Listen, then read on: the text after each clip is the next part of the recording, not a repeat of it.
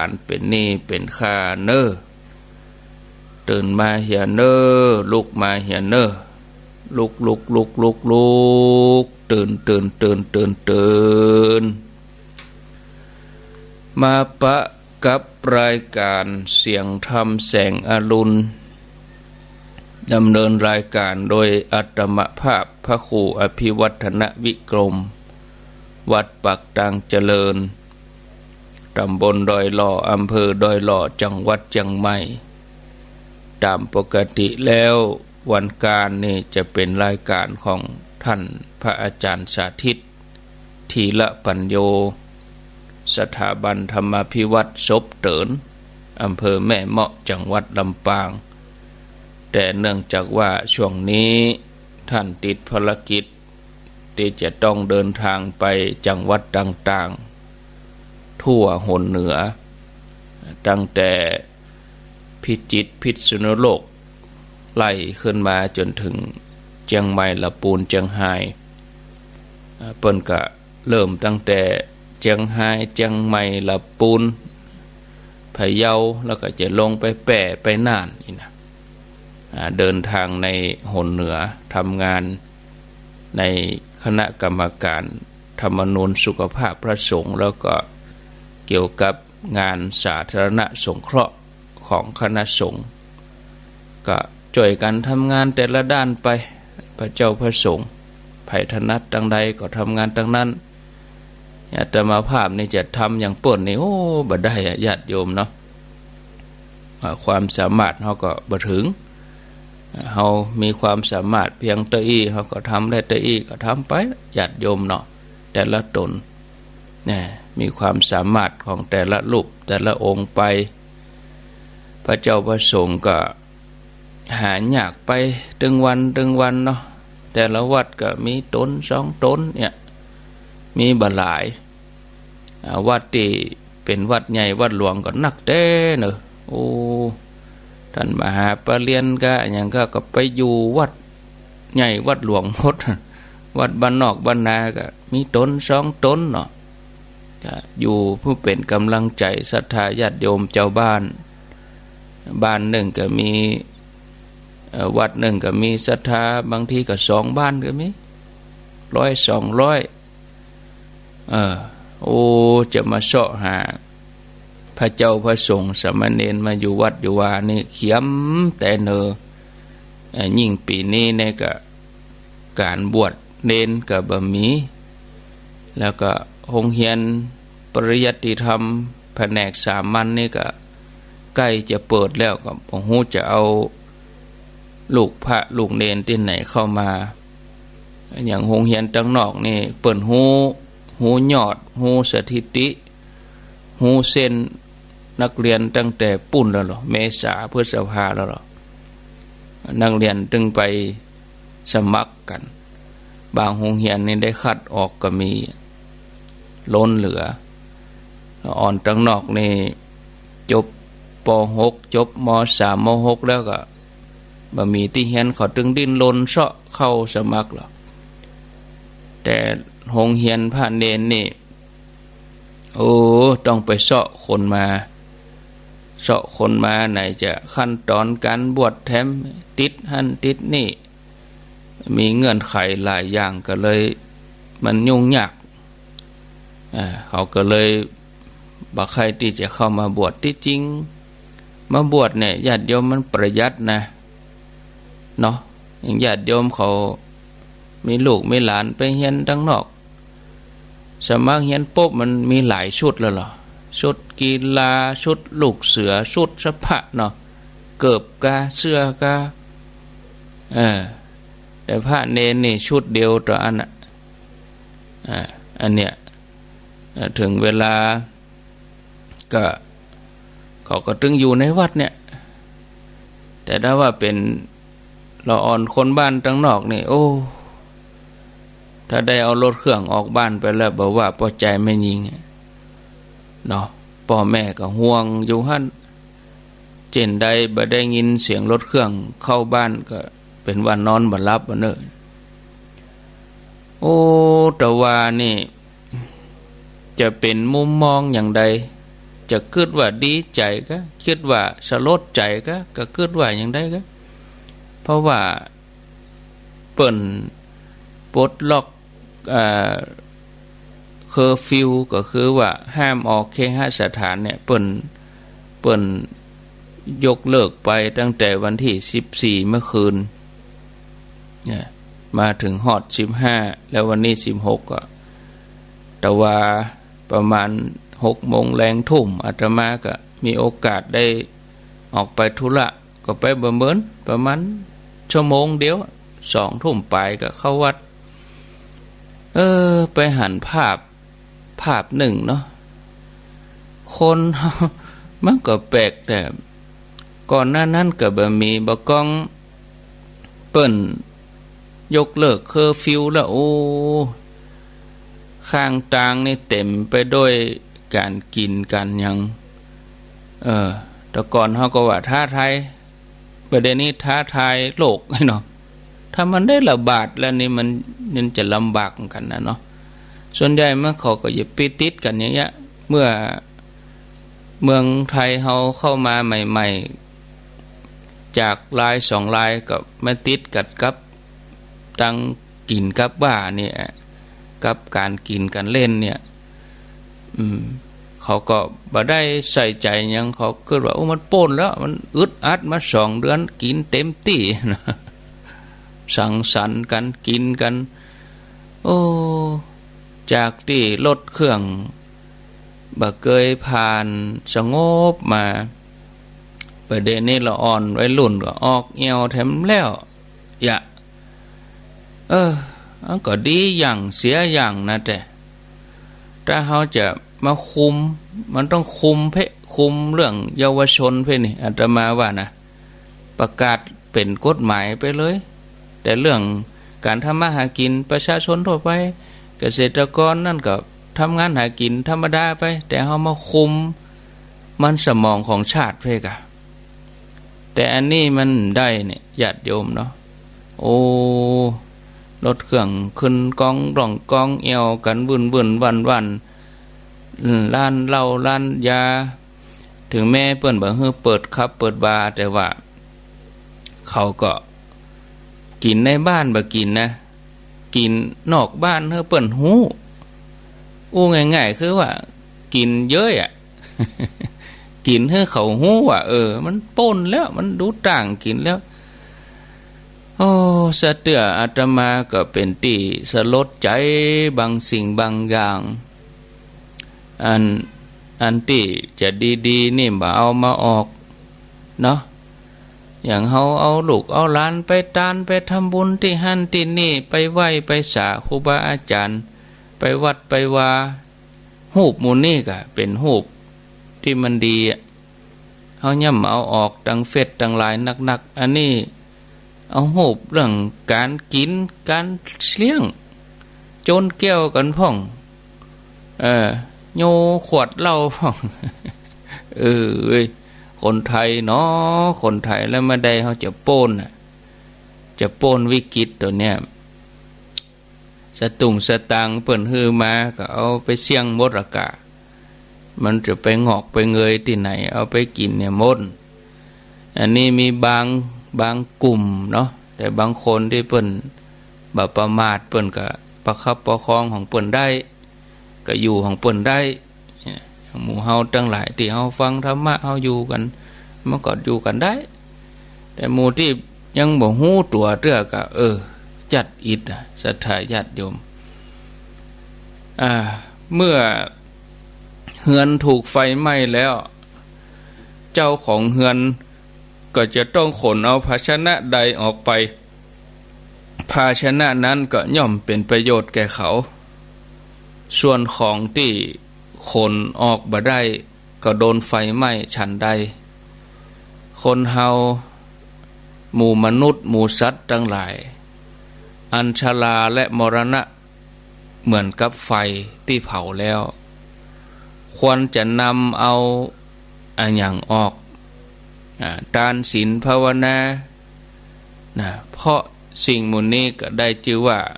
เฮาได้เอาออกไปดีแล้วทานศีลภาวนานี่ จะเป็นบุญเป็นเครื่องสนับสนุนให้เฮาใน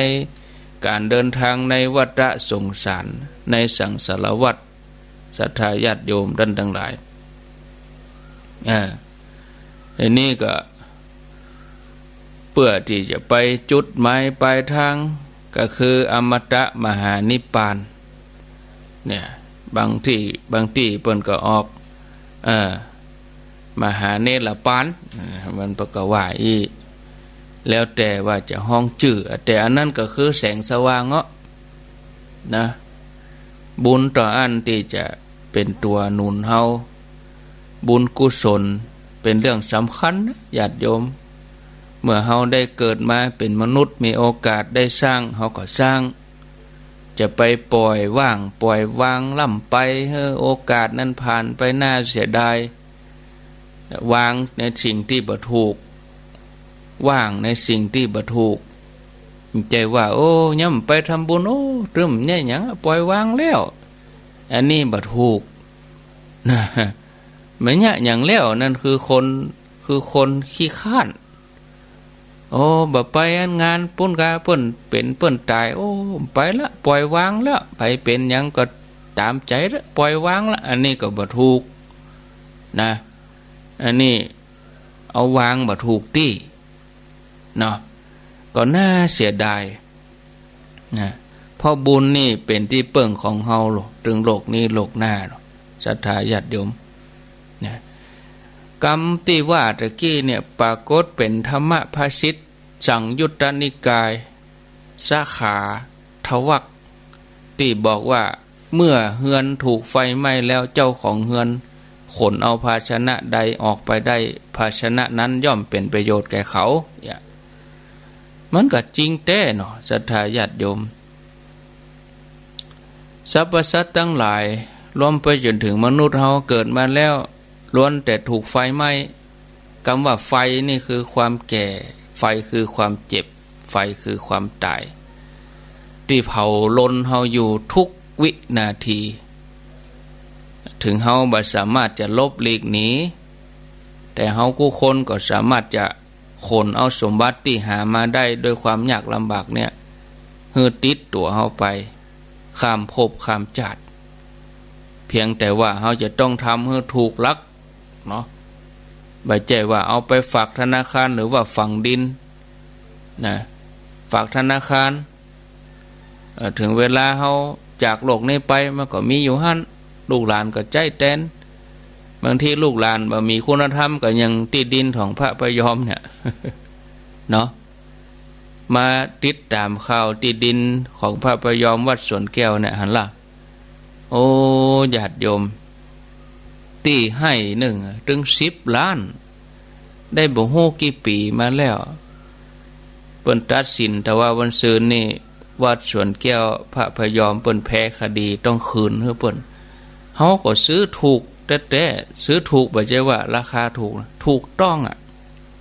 คนที่เปิ้นเอาโฉนดมาขายก็ถูกต้องหมดใบโฉนดก็มีผลสุดท้ายลูกหลานบ่ยอมอันนี้มันก็อยู่ที่คุณธรรมเนาะอย่าโดมแต่ก็แปลกเนาะคนเฮานะโอ้อันนี้ตีดินของหลวงพ่อเพิ่นทำประโยชน์เฮาต่างกับบางคนถวายเป็น10 ไร่20 ไร่เนาะบางสำนักบางวัดเปิ้นปูจากุลพระสงฆ์หันพระเปิ้นทำงานโอ้เอาตานเลยเอาถวายเลยเนี่ย30 ไร่20 ไร่ตีดินถวายให้แต่อันนี้ให้เดียวฟ้องร้องกันบ่ฮู้กี่ปีจนท่านพระพยอมหลวงพ่อเองก็เอาโฉนดไปเป็นอนุสาวรีย์ถุงกล้วยแขกเขียะคือว่าเฮาก็มาคิดว่าอันเนี้ยถึงแม้จะเอาไปฝากไว้เอาไว้ให้เป็นของลูกของหลานถ้าเขามีคุณธรรมก็ดีไปถ้าเขามีคุณธรรมก็อย่างเงี้ยแต่ถ้ามีคุณธรรมเห็นหน่อยโอ้เป็นอย่างยกตานเห็นก็ว่าไปอย่างแต่ว่ามันอย่างว่านะเนาะ10 ล้านก็นะหันเงินหน้าดำหันคำหน้าเศร้าได้อันนั้นก็ถ้าบ่มีตี้เห็นเลยยังบอกว่ามรดกมีหมู่ฮู้กี่ ตี้ปุ่นน่ะตี้มีบ่ฮู้กี่ไร่เป็น10เท่าไร่บ่กะตี้อื่นๆน่ะแล้วจะเอาไว้หยังเฮาจะมาอยู่ใกล้วัดท่านอีกจะมาแปลงบ้านใกล้มันจะม่วนว่ะมันก็ตี้กับการพิษการเถียงกันนะเนาะจะไปสร้างอย่างอื่นก็มันก็ต้องขำใจอยู่หั่นน่ะโอ้อันนี้เข้าไปวัดเรียบร้อยไปแจ้งบอกพระพยอมต้องย้ายตีแล้วเนอะโอ้ตำใจตึกเหมือนกันได้อินดูเหมือนกันนะเฮาเคยไปแล้วเนาะวัดสวนแก้วหลายคนไปแล้วเปิ้นสงเคราะห์คนเนอะพระพยอมนี่นะโอ้ดูแลคนทุกคนยากเปิ้นจะทำมากวันนี้วันๆเปิ้นก็ทำมาแต่เดิมแล้วทำตั้งแต่บัดใจเป็นเจ้าคุณแล้วเป็นพระพยอมกัลยาโนแล้วอันเนี้ยญาติโยมเอาก็ทำให้มันถูกลักถูกวิชาความรู้ต้องตัดความตนีเปลี่ยนจากทรัพย์ในโลกนี้ที่มันหยาบเนี่ยมาเป็นทรัพย์ที่ละเอียดก็คือเปลี่ยนเป็นบุญเหี้ยแต่ถ้าว่ายังตัดความตนีบ่ได้ทรัพย์ที่มีอยู่ก็จะใจเพียงจัดนี้ตัวอันน่ะคนเฮาถึงแม้จะที่ดินนั้นเป็นของเฮาเมื่อนั้นก็ตายละมันก็บ่ใช่ของเฮาของแผ่นดินก็คือของตึงแผ่นดินเป็นของพระเจ้าแผ่นดินก็กาขุดติดหันเติ้นเวินเปิ้นเอาชื่อเฮาห้อยใต้เพียงแต่ว่าเฮาดูแลเอาง่ายอย่างสมมติถนนจะตัดผ่านนี่เฮาว่าของเฮาเปิ้นก็เว้นคืนอยู่ดีมันของแผ่นดินหรอกาขุดติดหันเติ้นเวินมันกาของแผ่นดินและจื่อเฮาห้อยใต้ในเปิ้นสมมุติถึงเฮาดูแลแตนจัดสรรแตนจะเอาไปเกิดประโยชน์อย่างใดเปิ้นถึงเฮาดูแลแตนถึงเวลาเฮาตายละมันก็เป็นของลูกของหลานไปถึงลูกหลานสืบต่อไปก็เฮาบ่ใช่ว่าจะยกย้ายไปต่างใดได้มันเพียงแค่ว่ามันเป็นสิ่งที่เฮาดูแลใจเพียงจัดนี้เท่านั้นเนี่ยศรัทธาญาติโยมนะก็จะเล่าเรื่องให้ญาติโยมได้ฟังในเวลาแห่มเกิงชั่วโมงนี้เพราะว่าบางสถานีเปิ้นก็จะฮับตึกเวลาตีห้าก็มีที่104เนาะ104.50ถึงทุ่ม6 โมงขอโทษนึกว่าตี 4ก็ก่อนหน้าตะกี้ก็ตุลุงเนาะท่านชัยวัฒน์ก็จะมีที่104.5วัดฝ่ายหินนี่รวมไปจนถึง CM77 โดยก็จะมีวันการกับวันพัดถึง6 โมงเนอะวันการกับวันพัดแล้วก็ที่100.25เมืองฝางนี่ก็ตึก6 โมง89.50บ้านทุ่งเรดิโอก็ตึก6 โมงแล้วก็ลวดแจ้งบอกญาติโยมในโซนสันปะตองหางดงล่องใต้หรือว่าป่าซางได้รอเพื่อก็ได้ยินแม่แรงก็ 89.50 วันละ1 ชั่วโมงจันทร์ถึงศุกร์ทุกวันก็ขอบคุณลุงดมโดยมาเจ้าก็ตี 5ทุกวัน 89.50 บ้านทุ่งเรดิโอแฮมไลน์สถานีก็ยังอยู่ด้วยกันอยู่แล้ววันนี้ก็อยู่ด้วยกันถึง7 โมงไปเลยเนื่องจากว่าท่านสถิตเปิ้นติดภารกิจครั้นอาตมาจะจัดตั้งแต่ตี 3เนอะก็มันต่อไปเลยเนาะแล้วร่างกายจะบ่ไหวแล้ววันนี้ก็มันจะมีงานตัวยก็เลยวานเฮ้อไหว้วานเฮ้อตุลุงยองเปิ้นแตนช่วงแรกนั้นไปตี 3ถึงตี 5แล้วอาตมาก็มารับช่วงหลังอันนี้ก็แจ้งให้ฟังเนาะจะเล่าเรื่องให้ฟังญาติโยมค้างไว้แต่กี้ว่าเหมือนดังชีวิตที่พกผันของคนยากจนคนหนึ่งอดมือกินมือแล้วก็พลิกหน้ามือเป็นหลังมือมาเป็นผู้ที่มีสมบัติมากมายมีความร่ำรวยมีความสมบูรณ์ทุกอย่างเรื่องราวเป็นอย่างไรในอดีตการพระพุทธเจ้าชื่อว่ากัสสปะพระพุทธเจ้ากัสสปะมีสาวกขีณาสพ 20,000 รูปเป็นบริวาร ได้เสด็จไปที่กรุงปารณสีเพื่อที่ว่าจะได้ไปโปรดเหล่าเวนยสัตว์เจ้าเมืองฮู้ว่าพระองค์เสด็จมาก็ได้กำหนดกำลังทรัพย์ตัวเองว่าจะทำบุญภิกษุกี่รูปนะแจกแจงกันไปบ้านหลังนั้นฮับ2 ตนบ้านหลังนี้ฮับ3 ตนเนี่ยยังเฮาจะฮับสั่งกันเนี่ยกันเนาะดูแลพระสงฆ์ให้ครบ 20,000 รูปคนที่มีทรัพย์นักก็ฮับไป5 ตน10 ตน8 ตน10 ตน20 ตนพ่องอันนี้ได้ถวายเป็นอาคันตุกะทานวันหนึ่งหลังจากที่พระพุทธเจ้าเปิ้นฉันเสร็จแล้วพระองค์ก็ทรงได้อนุโมทนาอุบาสกอุบาสิกาทั้งหลายคนบางคนในโลกนี้คิดว่าเฮาได้ของตัวเก่าต่ออันก็พอแล้วบ่จำเป็นจะต้องไปเสียเวลาจวนคนอื่นเมื่อคิดอย่างอี้ก็เลยฮือตานด้วยตัวเองต่ออันบ่ได้จวนคนอื่นบุคคลนั้นย่อมได้โภคสมบัติแต่ขาดบริวารสมบัติบางคนจวนคนอื่นแต่ตัวเองบ่ยอมฮือตานเมื่อผลบุญเกิดขึ้นย่อมได้บริวารสมบัติอย่างเดียวบ่ได้โภคสมบัติโรยบริวารแต่ขาดสมบัติบางคนเป็นคนตระหนี่ที่เหนียวตัวเองก็บ่ยอมฮือตานไปบ่พอก็บ่จวนคนอื่นแถมนอกจากบ่จวนคนอื่นก็ยังขัดขวางบ่ฮือคนอื่นได้ฮือตานอันนี้จะไปเกิดในภพภูมิไหนก็เป็นคนอาภัพสมบัติก็บ่มีบริวารก็บ่มีต้องเป็นคนที่มีชีวิตอัตคัดขัดสนนะแต่บางคนที่เปิ่นมีปัญญาพิจารณาหูคุณค่าก็คือหูคุณค่าว่า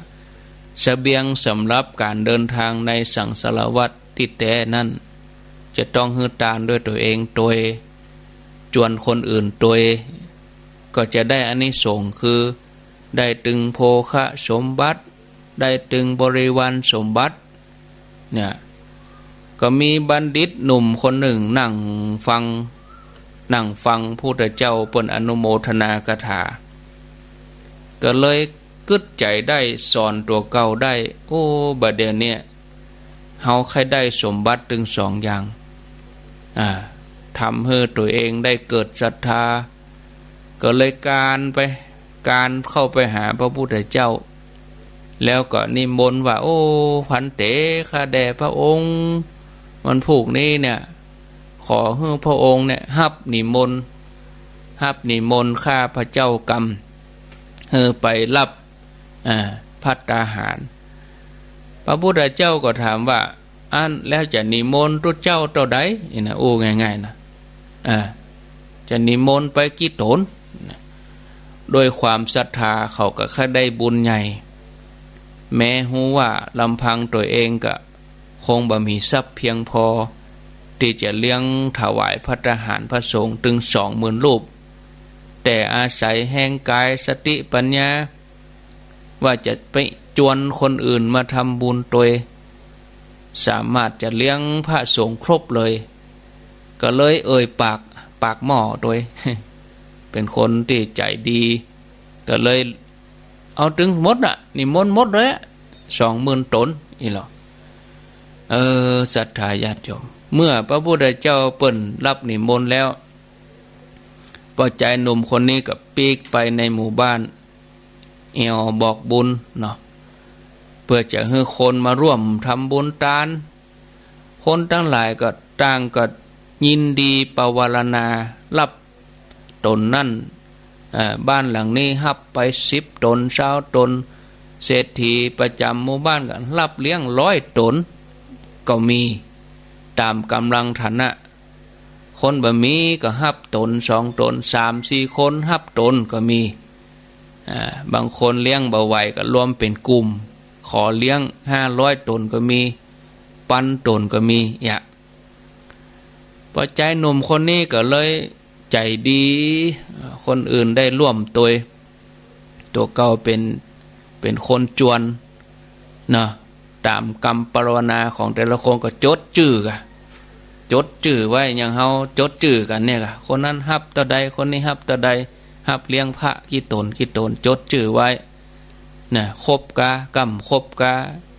ถ้าครบก็ยุติถ้าบ่ครบก็จะไปจวนเลยอีกอะสมัยนั้นในกรุงปาราณสีก็ยังมีพ่อชายแห่งคนหนึ่งเป็นมหาตุกตะคำว่าตุกตะย่ำเต้ามหาตุกตะคือตุกที่สุดอะเนาะไม่มีอย่างจะตุกเต้าว่าไอ้เจ้าตุกขนาดตุกแตะตุกว่ามีไผเต้าคนนี้อดมือกินมือบางวันเขากับภรรยาก็จะต้องไปขออาหารจากเศษเหลือของเจ้าบ้านมากินที่เปิ้นเอาทิ้งเอาขว้างเอาตามถังขยะมาพ่องไปขอ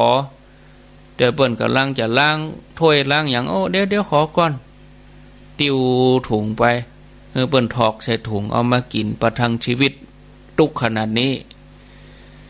เมื่อบัณฑิตผู้มีใจงามเดินผ่านก็เกิดความกรุณาอยากจะให้เขาพ้นจากความทุกข์ยากลำบากก็เลยบอกเรื่องว่าประเด็นนิมนต์พระไว้นะ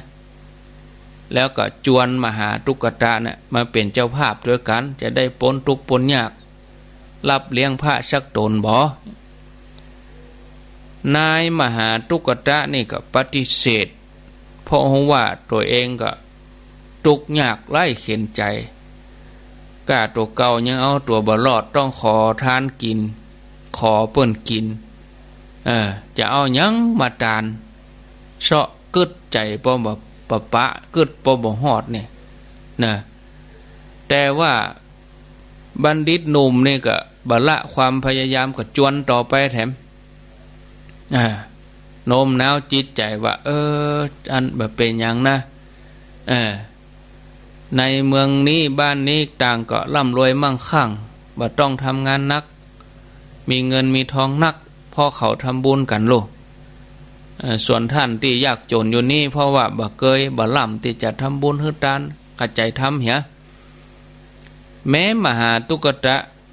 จะจนทรัพย์แต่บ่อับจนปัญญาอย่างครับถอยรอนี่ก็เนาะอับถึงฝนอับถึงคลื่นเนี่ยอับฝนก็คือว่ากลัวฝนจะตกนะปดแวดใต้แวดเหนือเสียเตือได้ยินข่าวฝนตกปุ้นหมดแล้วได้ล้อมตกเนี่ยลายตี้ฝนตกโดดข้ามไปเห็นมันเมฆมาก็มาโจรอินทนนท์ก็โดดข้ามไปไปหยอดลงสันปะตองไปหยอดลงทางป่าช้างพวกนี้เสียเตือมืดมาจัดดีแท้ๆตกแน่ก็ไปไก่นี่เวียงหนองล่องบันโฮงเลยปฐมมามืดตกแน่โดดข้ามไปหยอดลงสารปีบนไหนอัพฝนอัพคลื่นแถมอัพคลื่นก็คือว่าตั้งเหนือก็มี104เหนือสุดไปพุ่นก็มีหางดงล่องมาก็ได้ใต้แต้ก็มี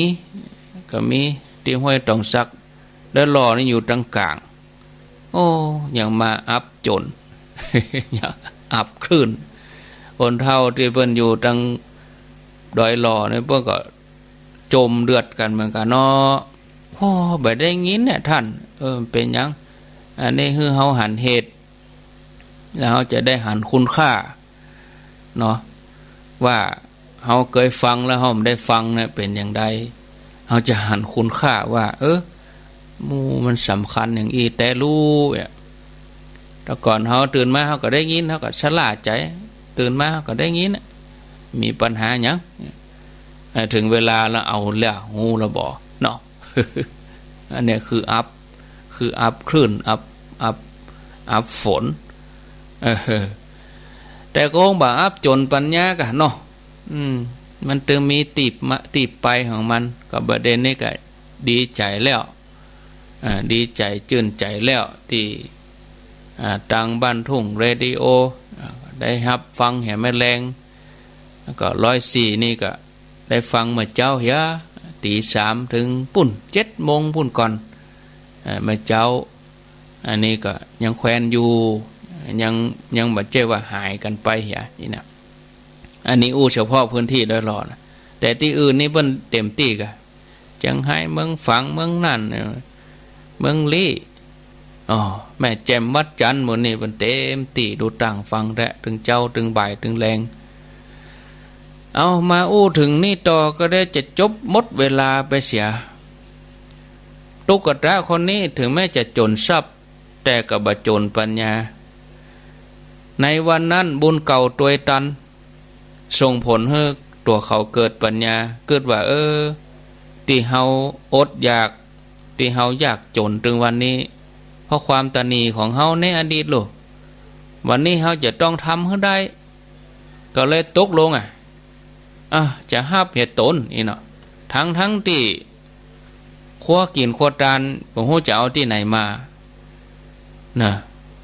เพื่อจะเอาเงินเอาทองไปซื้อมาเลี้ยงพระนี่ก็ย่ำมีแต่ก็ใจถึงเนาะฮับไว้ก่อนฮับไว้โอ้ศรัทธาญาติโยมการตัดสินใจที่จะทำความดีมีส่วนสำคัญนะในการที่จะเปลี่ยนวิถีความคิดเปลี่ยนวิถีชีวิตของเขาเนี่ยเนาะตราบใดที่ฝนยังตกอยู่คนเขามันรึมบ่อดอยากเด้อทำไปกะพืชผักผลไม้เนาะปลูกไปกะกล้วยกะยังกะผลไม้หลังไม้ปลูกไปฝนตกมาละตราบใดที่แผ่นดินยังมีอยู่ตราบใดที่ท้องฟ้ายังกว้างใหญ่มีเมฆหมอกฝนตกลงมาเขาก็จะต้องยืนยัดต่อสู้กำลังใจเนี่ยเป็นสิ่งสำคัญที่ทำให้ฝ่าฟันอุปสรรคไปได้นะกำลังใจศรัทธาญาติโยมถึงแม้จะเศรษฐกิจตกต่ำเขาจะมาวิตกกังวลกับโรคภัยไข้เจ็บนะทุกสิ่งอย่างมันอาจจะตกต่ำตกอับหมดแต่เขาต้องยกใจเขาสูงขึ้นจะไปให้มันตกต่ำใจเขาต้องยกขึ้นมาแล้วก็จะผ่านวิกฤตนั้นไปได้บุญมันตึ้มหนีไปไหน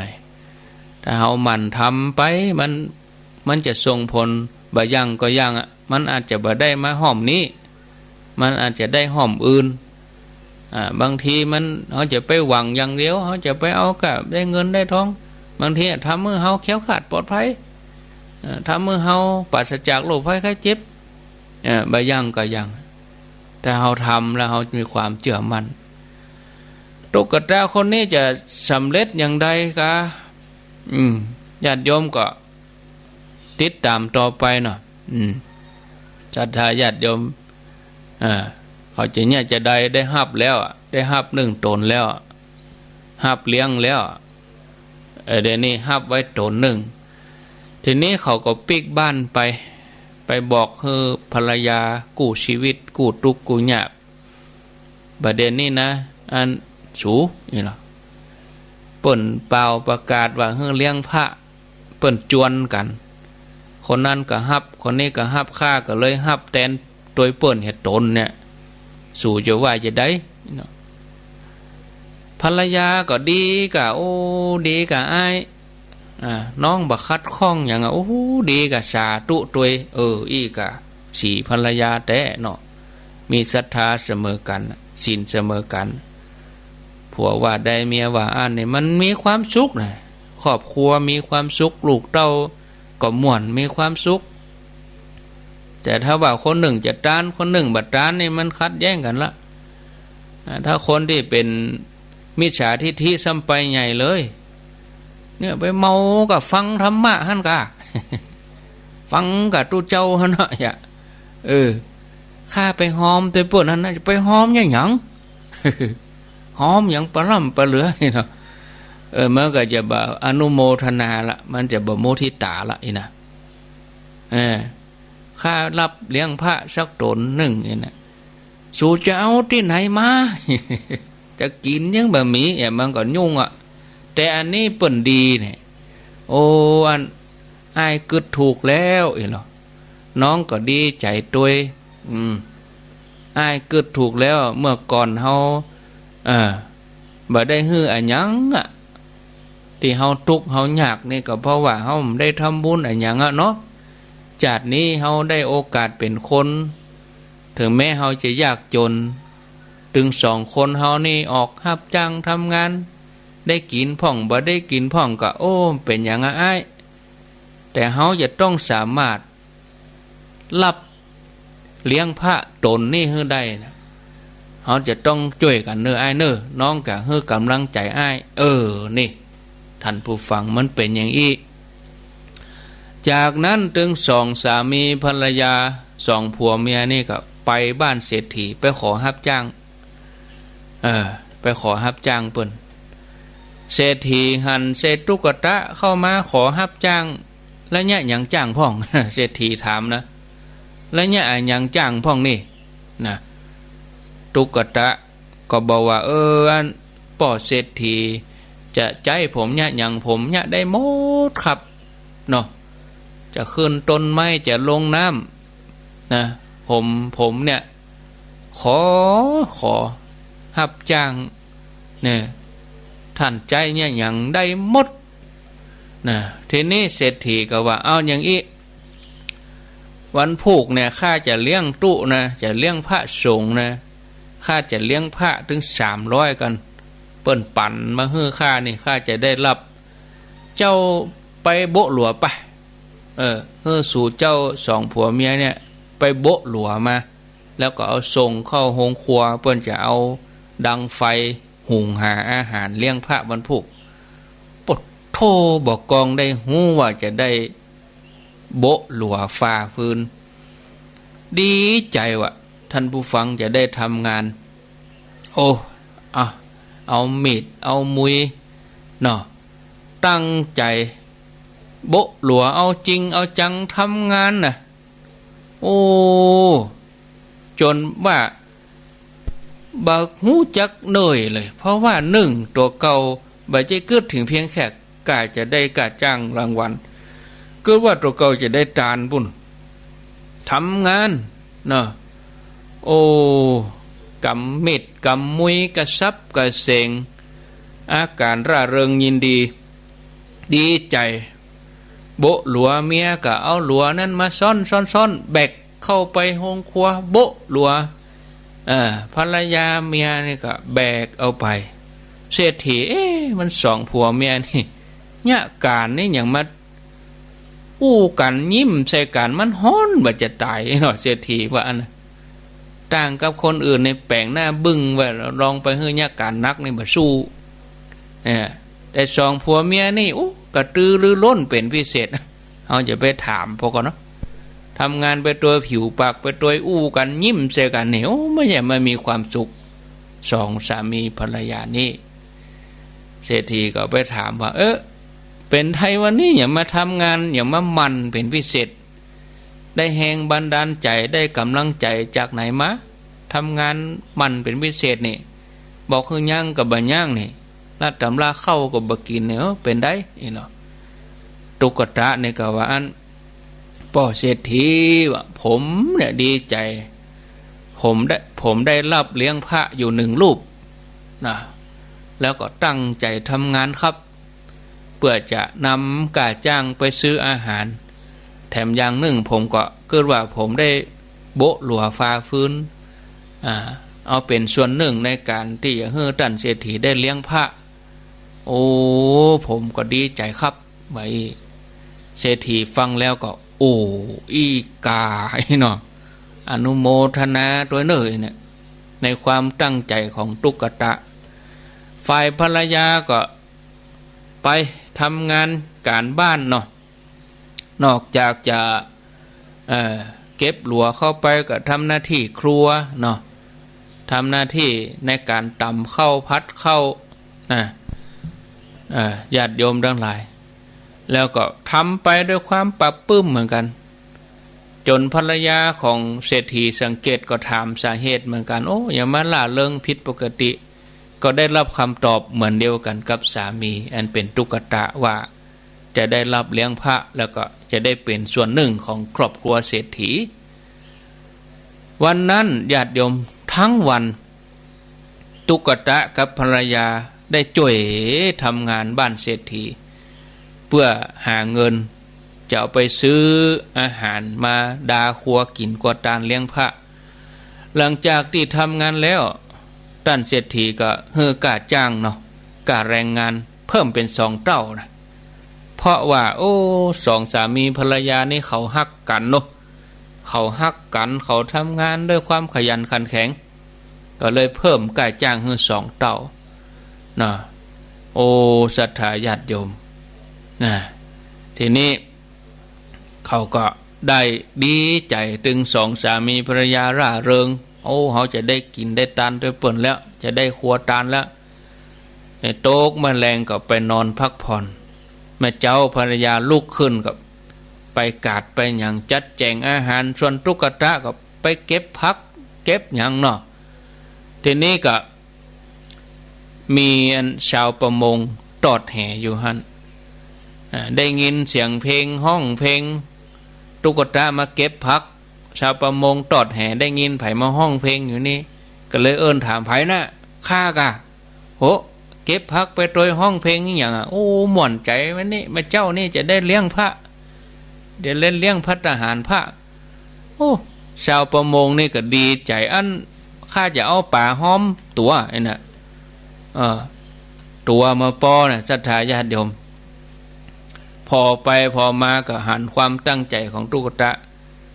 เลยเอาป่าตะเพียนเนี่ยตุกตะ4 ตัวตุกตะก็เอาป่ากับพักที่เก็บปิกบ้านศรัทธาญาติโยม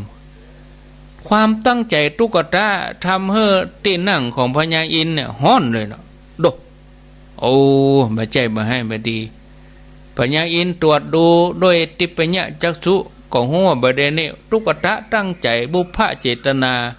จัดการพระพุทธเจ้าเป็นประธานพร้อมกับคนทั้งหลายแต่เนื่องจากอาหารของตุกตะนี่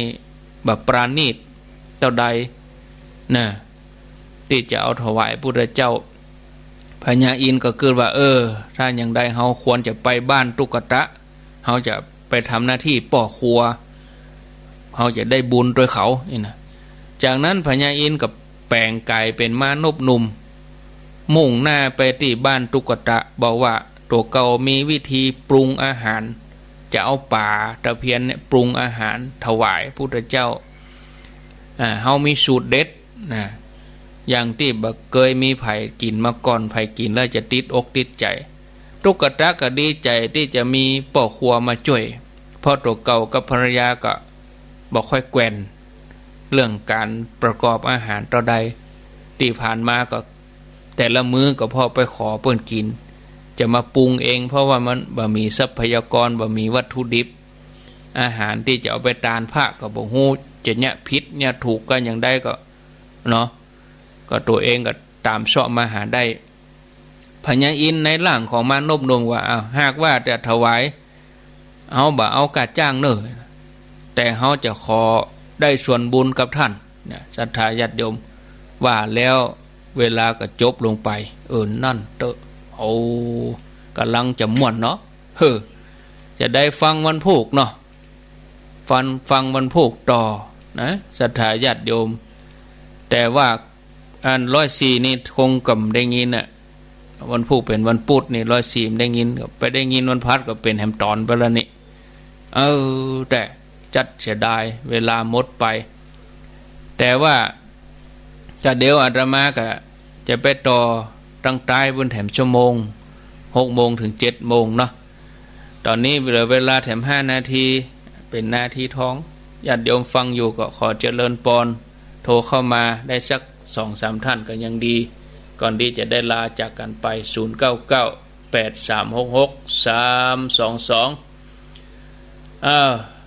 0998366322